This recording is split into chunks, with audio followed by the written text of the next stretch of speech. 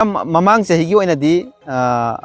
kanoda mamangi gaura seraubuda limitudang da 25,000 phangye ha phangye ba aduga pulak ki oina di ka serau ko kyang phang amma makhang phang amma khang phang hai sang badu ai di mayam yengba lak pagi lak ta ni ticket ten tu si kai khan na du upai le hoi hoi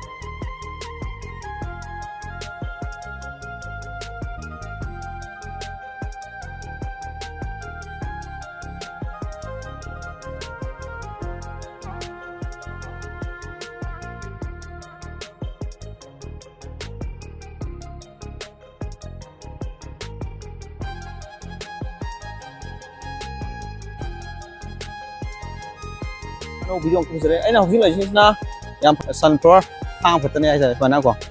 coi cái coi mai balok kucing lại betul sih coi cái Japan War Memorial lại bây giờ cả coi mai balok kucing đó ada kita ngai jara akan dah mana sudah nak oinam tapi apa oinam bazar ka tapi apa đó ada itu oinam si jaga sih oinam area ni oinam area jaga ada ada thai jaga sih mana yam phajaba sunflower farm ka ada ada gari parking ni semuanya amna yam phajaba jaga am semuanya lagi ada gari mai am koi lak jaga sudah gari parking kita udah ada kok aduga Mana samgi ani am phajana siam sadana dai ri haitang pham jaga sunflower farm je hauji pham ji ko na di numilai je aduki mati yam phajana sat lai tare ko hauji ki yamna mayam sing khoi gi koi bala koi ya ba tan ja di phajana oire hai tare duga sinau sing khoi gi farm ji atang koi bala akanda yam thi fresh oi ni hai tare ko fresh oi ni duga koi mayai da khoi gi si sunflower si marak jaga da hai tare koi photo shoot tau ba jaga mafam jaga mayam lai ri hai to ga duga khoi gi farm si tau biri ba ka ka je khoi gi mapu si ga chu wari sana bi tan ja du lo ja ke koi chma mayam la ka ngak tang rest ko me se pham lai je yam phajana am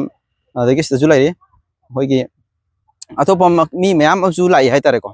sida koi ba lai aduga ngasai gi ngak tang waruba mayam sing ngak tang fresh oi na bai tare pham jaga si je sida ju lai ri hoi hoi sida ju lai ri pham mayam pham mai tare pham ma su ju mayam lai ri pham je duga son da ju lai ri ayam mayam loi mak si pham jaga si de photo shoot tau ba yaung na ri duga pham jaga si da lam lam da gi hai tare koi la kan da duga mayam sing shoot tau ri si pham jaga chung lai si lai ri sa ju mayam sang kan marak si atang rest kan da photo shoot tau ba ngatang adai wari watai tau ba ta adagi lesai pakhang mayam su koi blak pa yare pham jaga yam phajana sat le ta re ko aduga akhoi gi thokpham jaga gate jaga je chu akhoi gi magi akhoi gi dukan san thakna ba mayam phangi hai ta re hoji ki oina di ngasi gi oina di phamam dre aduga sinau sing mayam lakpa matam da di adum lai phanga ga nei ta re ko se chu mayam sida maming je kama hai ge ai sigi sunflower farm sigi maming ge hai ta re ko ai mayam usara ke dai che tidim oinam sunflower farm hai ba hai ta re si mathak se kara kanda akoi ba ki round je sida mam se view point hai ta re ai usara ke hai ta re ko sara ye mayam ju photo shoot tau ba na sing ba mayam dau re hai ta re ko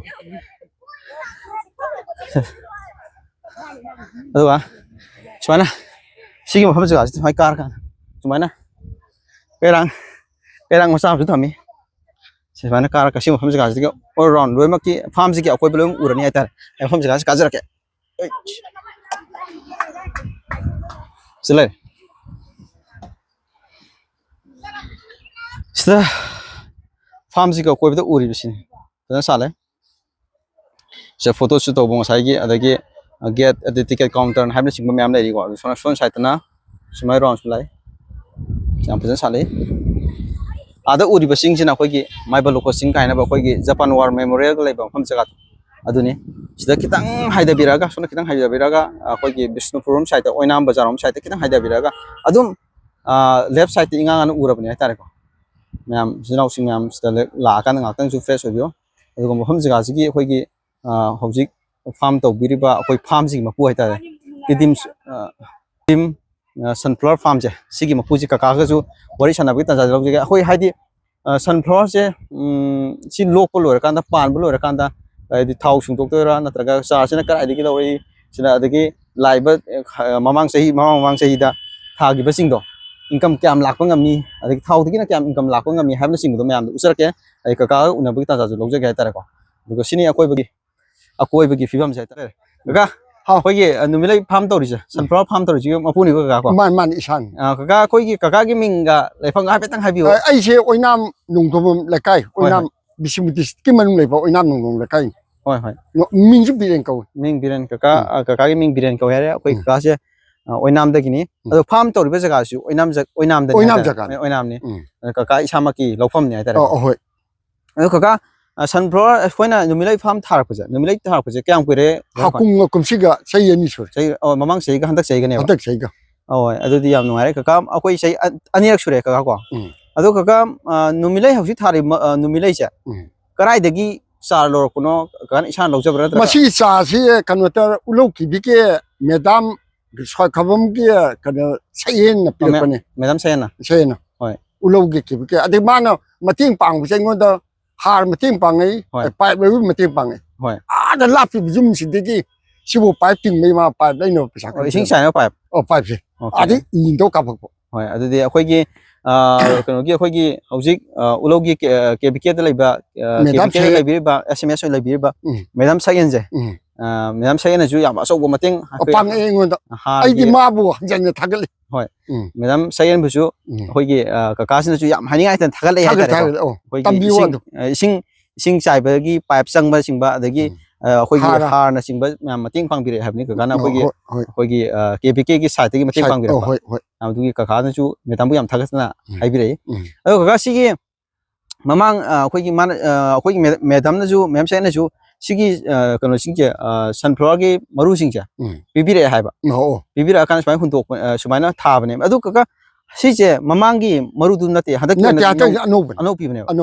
adu kaka sigi sunflower farm tawrija hauji karam kaka na karam wakhalon dagi tawgi bano hai masi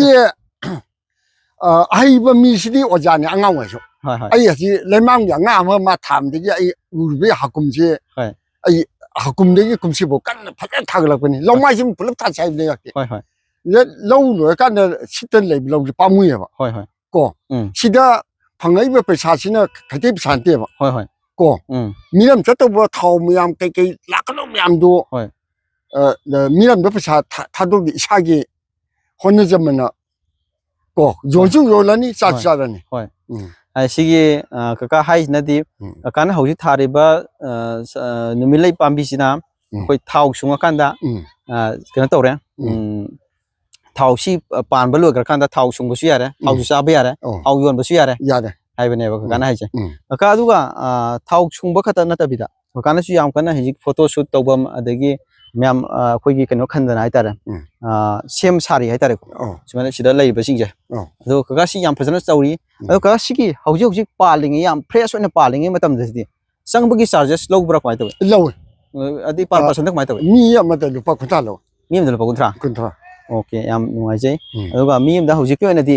lupa kuntra low hamne ado kaka handa ki oina di sunflower je numile je pan ba hok tangai sine paisa kya am inji pokta lai habadi mi sarap pamdi khoina kham paran gi dong ma de aya se paisa se irang siga hoi nu ga tabne hoi daw yadam ni no ni phum di phangamani sing ni phum handa sai gi oina handa sei ha ji hoi ada thau su ni phu yak theng phang doi ne ba ado ka hada ki nata bida mamang sei dadi whole year sahi tuma mi hadi numilai farm su yeng balak pa photo shoot to balak pa myam la bane ba adu matung da thau sunga bane ba adu mamang lak pagi chang dunai tare akoi si mafam yeng bi bagi charges to mamang sei da paisa income kya mu lak aduga thau dagi income kya mu lak sar mamang sei da smai to khoi ne ithanda numlai se tidim da ithan thaya ba ki khunau da maga haiti aina ta to khunau da de kai si mai bam chi mang da kai ai ge ngakten yam thai ojana ai oi ne ai ngon thang yam dai hei si function madam kan hoi lak ma ton function to da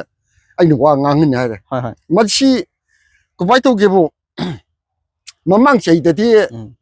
ithanda thame mi pa ke ge lo mi da ngasi gawra chero ba nimse ising matai isi kumanga ngasi yoina mathang sei mamang sei as mi sande ꯑꯗꯨꯗ ꯑꯩꯁꯦ ꯍꯦꯛꯇ ꯃꯃꯤꯡ ꯆꯠꯈꯤꯕꯅꯤ viral ꯆꯠꯈ꯭ꯔꯦꯕ ꯆꯠꯈꯤꯕꯅꯤ ꯑꯗꯩꯗꯤ ꯑꯩꯅ ꯂꯣꯏ ꯊꯥꯟꯕꯅꯦꯕ ꯍꯧꯖꯤꯛ ꯂꯥꯛꯏꯕ ꯃꯌꯥꯝꯁꯦ ꯊꯥꯖꯤꯟꯕ ꯑꯣꯏꯇꯥꯔꯗꯤ ꯊꯤꯡꯗꯕ ꯑꯣꯏꯇꯥꯔꯗꯤ ꯑꯩꯁꯦ ꯉꯁꯤ ꯂꯨꯄꯥ 9,000 ꯃꯊꯛ ꯇꯥꯅꯤ ꯀꯣ ꯍꯟꯊꯔꯁꯨ ꯇꯤꯀꯦꯠ ꯃꯃꯜ ꯍꯟꯊ ꯇꯥꯔꯁꯨ ꯃꯁꯤ ꯊꯥꯕꯗ ꯌꯥꯝ ꯀꯥꯟꯅꯕ ꯑꯃꯅ ꯀꯃꯥꯏꯅ ꯇꯧꯒꯦ ꯃꯌꯥꯝ ꯊꯥꯏꯕ ꯀꯥꯡꯕꯨꯁꯤꯡꯗꯣ ꯑꯩꯍꯥꯛꯅ ꯍꯧꯖꯤꯛ ꯍꯥꯏꯖꯔꯤꯁꯤꯅ ꯀꯃꯥꯏꯅ ꯇꯧꯒꯦꯕ ꯁꯟꯊꯤ ꯌꯥꯝ ꯗꯔꯀꯥꯔ ꯑꯣꯏ ꯁꯤꯁꯦ ꯃꯦꯗꯥꯝ ꯁꯩꯌꯦꯟꯅ ꯁꯟꯊꯤꯗꯤ ꯍꯥꯞꯄꯨ ꯍꯥꯏꯕ ꯃꯥ ꯍꯥꯏ ꯈꯨꯗꯤꯡꯃꯛ ꯑꯩꯁꯨ ꯊꯥꯗꯕꯅꯦꯕ ꯑꯩ ꯂꯨꯄꯥ 35,000 ꯆꯪꯉꯤ ꯁꯤ ꯄꯨꯂꯞ ꯊꯥꯕꯗꯒꯤ ꯆꯨꯔꯤ ꯍꯥꯏꯒꯠꯄ ꯄꯨꯂꯞ ꯍꯥꯏꯗꯤ ꯈꯨꯠꯁꯨꯃꯟ ꯁꯟꯊꯤ ꯂꯩꯕꯅꯦ ꯑꯗꯒꯤ ꯍꯥꯞꯄ ꯅꯨꯄꯤ ꯅꯦꯛꯄꯅꯦ ꯑꯗꯨꯕꯨ ꯌꯥꯔꯦ ꯍꯟꯖꯜꯂꯦ ꯁꯤꯅ ꯑꯇꯣꯡ ꯑꯣꯏꯗꯣꯏꯅꯤ ꯑꯗꯨ ꯀꯀꯥ ꯃꯃꯥꯡ ꯆꯍꯤꯒꯤ ꯑꯣꯏꯅꯗꯤ ꯀꯩꯅꯣꯗ ꯃꯃꯥꯡꯒꯤ ꯒꯧꯔ ꯆꯩꯔꯥꯎꯕꯗ ꯅꯨꯃꯤꯠꯇꯨꯗꯪꯗ 25,000 ꯐꯪꯉꯦ ꯍꯥꯏꯕ ꯐꯪꯉꯦꯕ ꯑꯗꯨꯒ ꯄꯨꯂꯞꯀꯤ ꯑꯣꯏꯅꯗꯤ ꯀꯀꯥ ꯆꯥꯎꯔꯥꯛꯄ ꯀꯌꯥꯃꯨꯛ ꯐꯪꯉꯦ ꯑꯃ ꯃꯈꯥꯏ ꯐꯪꯉꯦ ꯐꯪꯉꯦ ꯍꯥꯏꯗꯤ ꯆꯪꯕꯗꯨꯗ ꯍꯥꯏꯗꯤ ꯃꯌꯥꯝ ꯌꯦꯡꯕ ꯂꯥꯛꯄꯒꯤ ꯂꯥꯛꯄꯗꯅꯤ ꯇꯤꯀꯦꯠꯇꯅꯤ ꯇꯨꯁꯤ ꯒꯥꯔꯤ ꯈꯥꯝꯃꯤꯁꯤꯅ ꯑꯗꯨ ꯎꯄꯥꯏ ꯂꯩꯇꯦ ꯑꯗꯨ ꯀꯀꯥ ꯊꯥꯎ ꯑꯣꯏꯅ ꯁꯨꯡꯕꯒꯤ ꯑꯣꯏꯅꯗꯤ ꯊꯥꯎꯁꯤ ꯃꯁꯤ ꯇꯤꯟ ꯂꯤꯇꯔ ꯀꯦꯖꯤ 35ꯒꯤꯗ ꯂꯨꯄꯥ 1,900 ꯄꯤ ꯁꯤ ꯊꯥꯎꯁꯤꯗꯤ ꯃꯨꯟꯅꯖꯥꯠꯅꯤ ꯍꯧꯖꯤꯛ ꯐꯣꯟ ꯅꯝꯕꯔ ꯐꯅꯌꯥꯝ ꯑꯩꯉꯣꯟꯗ ꯄꯤꯔꯝꯃꯅꯤ ꯊꯥꯎ ꯄꯤꯗ ꯌꯥꯔꯣꯏ ꯊꯥꯎ ꯄꯤꯕꯤꯌꯣꯅ ꯁꯤ ꯍꯟꯗꯛ ꯁꯨꯡꯕꯒꯤꯁꯦ ꯑꯗꯨ ꯀꯨꯝꯁꯤꯗꯤ ꯊꯥꯎꯗꯨ ꯊꯣꯛꯀꯅꯤ ꯄꯣꯠꯁꯤ ꯐꯩ ꯂꯨꯝ ꯂꯥꯎꯋꯦ ꯅꯪ ꯑꯃ ꯄꯥꯏꯔ ꯈꯪꯒꯅꯤ ꯍꯣꯔꯦꯟ ꯑꯗꯨ ꯀꯀꯥ ꯑꯗꯨꯗꯤ ꯊꯥꯎ ꯂꯤꯇꯔ ꯀꯌꯥꯃꯨꯛ ꯊꯣꯛꯀꯦ ꯆꯥꯎꯔꯥꯛꯄ ꯑꯄꯨꯟꯕ ꯑꯣꯏꯅ ꯃꯃꯥꯡ ꯆꯍꯤꯒꯤ ꯍꯀꯨꯝꯁꯦ ꯁꯨꯃꯥꯏꯅ ꯇꯧꯔꯦ ꯑꯩ ꯃꯁꯤ ꯑꯗꯨꯅꯤ ꯑꯩ ꯍꯥꯏꯅꯤꯡꯉꯤꯁꯦ ꯁꯣꯝꯗꯁꯨ ꯑꯃꯨꯛ ꯑꯣꯟꯁꯤꯟꯕꯤꯔꯣ ꯁꯤꯗ ꯍꯧꯖꯤꯛ ꯇꯧꯔꯤꯁꯦ ꯂꯥꯡꯅꯨꯅ ꯇꯨꯞꯄꯦꯕ ꯂꯥꯡ ꯊꯥꯛꯑꯦ ꯐꯣꯔꯦꯁꯅ ꯐꯥꯗꯣꯏꯕ ꯑꯗꯨ ꯀꯔꯤ ꯀꯃꯥꯏꯅ ꯇꯧꯁꯤꯒꯦ ꯃꯁꯤꯅꯤ ꯂꯥꯡꯅꯨ ꯁꯤꯁꯦ ꯃꯔꯨ ꯆꯪꯉꯕꯅꯦꯕ ꯆꯪꯉꯕꯅꯦ ꯂꯥꯡꯅꯨ ꯁꯤꯠꯄꯅꯦꯕ ꯎꯆꯦꯛꯅ ꯆꯥꯊꯣꯛꯄ ꯁꯤꯗꯒ ꯂꯩꯔꯤꯁꯦ ꯁꯤ ꯃꯣꯏ ꯆꯥꯏ ꯁꯤꯗꯒ ꯂꯩꯔꯤꯁꯦ ꯑꯗꯨꯅ ꯁꯤꯗ ꯇꯣꯡꯉ ꯃꯣꯏꯅ ꯍꯥꯏꯅ ꯆꯥꯔꯦ ꯑꯗꯨꯅ ꯑꯩ ꯐꯥꯁꯨꯅ ꯑꯩꯗꯤ ꯂꯥꯡ ꯈꯔ ꯇꯤꯡꯒꯁꯤ ꯈꯜꯂꯤ ꯇꯥꯗꯅꯕ ꯃꯥꯡꯕꯁꯦ ꯍꯦꯟꯅ ꯑꯩꯗꯤ ꯄꯩꯁꯥ ꯌꯥꯝ ꯆꯪꯉꯦꯕ ꯍꯧꯖꯤꯛ ꯅꯠꯇꯦ ꯅꯪꯁꯨ ꯌꯦꯡꯕꯗ ꯈꯪꯉꯝꯅꯤ ꯂꯨꯝ ꯂꯥꯎ ꯌꯥꯝꯅ ꯀꯩꯅꯣ ꯇꯧꯕ ꯍꯣꯠꯅꯔꯛꯄꯅꯤꯅ ꯌꯥꯝ ꯋꯥꯅ ꯍꯣꯠꯅꯔꯛꯄꯅꯦꯕ ꯃꯔꯨꯗꯤ 이번 곱슬이 머리지 맞아요. 짱짱 나오게.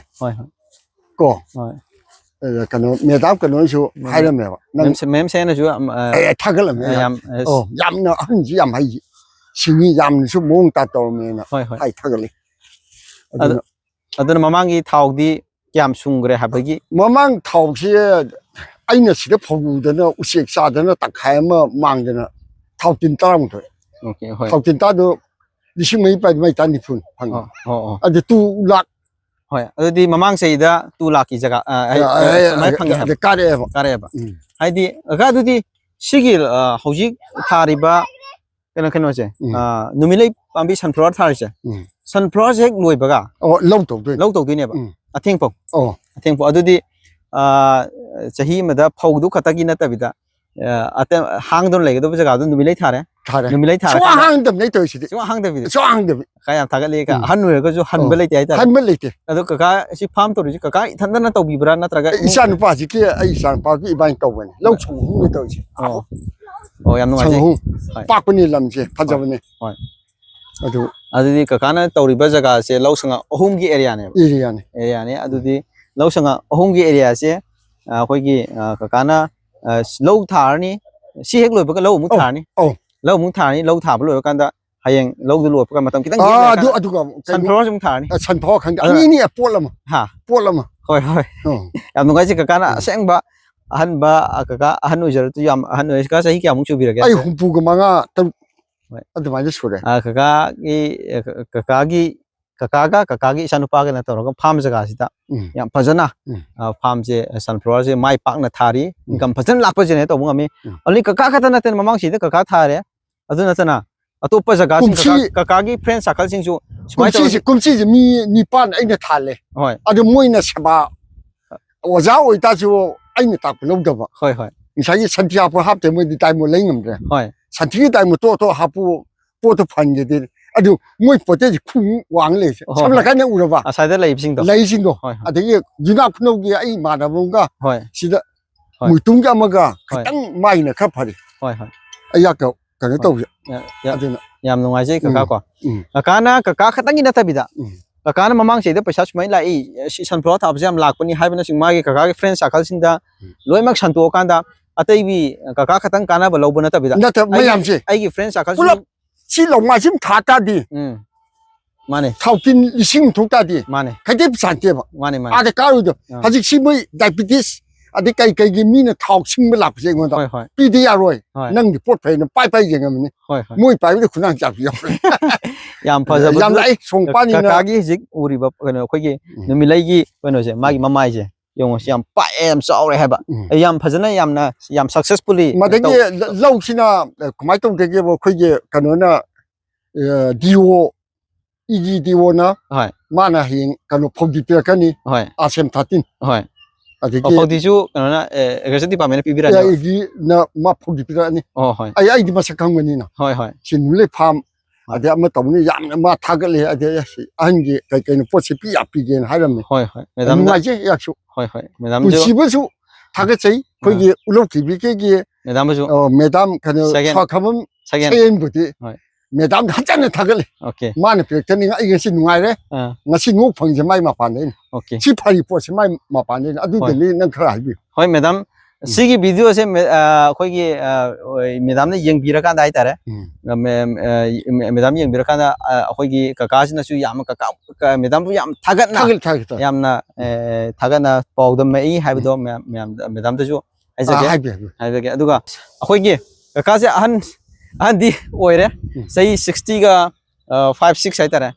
수레 아두가주 아두 오이라가주 가가 한번 레이타나 거기 타박 파자나 수르간다 가가기 이사노 파지가 떠러간다 ꯋꯥꯛ ꯐꯖꯅ ꯇꯧꯔꯀꯥꯟꯗ ꯆꯍꯤꯗ ꯑꯆꯧꯕ ꯏꯟꯀꯝ ꯑꯃ ꯁꯤꯗꯒꯤ ꯂꯥꯛꯄ ꯉꯝꯃꯤ ꯑꯗꯨ ꯀꯀꯥ ꯈꯛꯇ ꯅꯠꯇꯕꯤꯗ ꯀꯀꯥꯒꯤ ꯐ꯭ꯔꯦꯟ ꯁꯥꯔꯀꯜꯁꯤꯡꯗ ꯂꯨꯃꯤꯅꯩ ꯊꯥꯔꯕꯅ ꯁꯟꯐ꯭ꯂꯥꯋꯔ ꯊꯥꯕꯁꯤꯅ ꯊꯥꯎꯁꯨ ꯁꯨꯡꯕ ꯌꯥꯏ ꯑꯗꯨꯒ ꯑꯇꯣꯞꯄ ꯇꯨꯔꯤꯁꯀꯤ ꯃꯌꯥꯝ ꯍꯥꯏꯗꯤ ꯁꯤꯗ ꯁꯟꯐ꯭ꯂꯥꯋꯔ ꯌꯦꯡꯕ ꯂꯥꯛꯄ ꯑꯩꯈꯣꯏꯒꯤ ꯀꯩꯅꯣꯁꯤꯡ ꯃꯤꯑꯣꯏꯁꯤꯡꯗꯒꯤ ꯇꯤꯀꯦꯠ ꯂꯧꯔꯀꯥꯟꯗ ꯑꯆꯧꯕ ꯏꯟꯀꯝ ꯑꯃ ꯂꯥꯛꯄꯁꯨ ꯉꯝꯍꯜꯂꯦ ꯍꯥꯏꯕꯗꯣ ꯃꯌꯥꯝꯗꯣ ꯎꯠꯆꯔꯤ ꯍꯥꯏꯇꯥꯔꯦ ꯑꯗꯣ ꯀꯅꯥꯒꯨꯝꯕ ꯏꯆꯤꯟ ꯏꯅꯥꯎꯁꯤꯡꯅꯁꯨ ꯁꯨꯃꯥꯏꯅ ꯀꯀꯥꯒꯤ ꯃꯇꯧꯁꯦ ꯇꯝꯕꯤꯔꯀꯥꯟꯗ ꯍꯥꯏꯇꯥꯔꯦ ꯑꯇꯣꯞꯄ पुनः होनमीनरकांदा मणिपुरसे इमा लैबाकसे पुनः चौखटमीनबा लैबा अमो ओइमिनसे हाइदना मयाम गे मफमदा अइगी मेस पिजागे मयाम पुनः बुगु ngasi भिडियो सिबु हाम थेंगनाबि याउबिरगदि पुनः सपोर्ट तौबियो पुनः सब्सक्राइब तौसनबिरामो नेक्स्ट भिडियो दा नुगाइबा भिडियो पुरके नेक्स्ट भिडियो थेंगनासि thank you so much Baba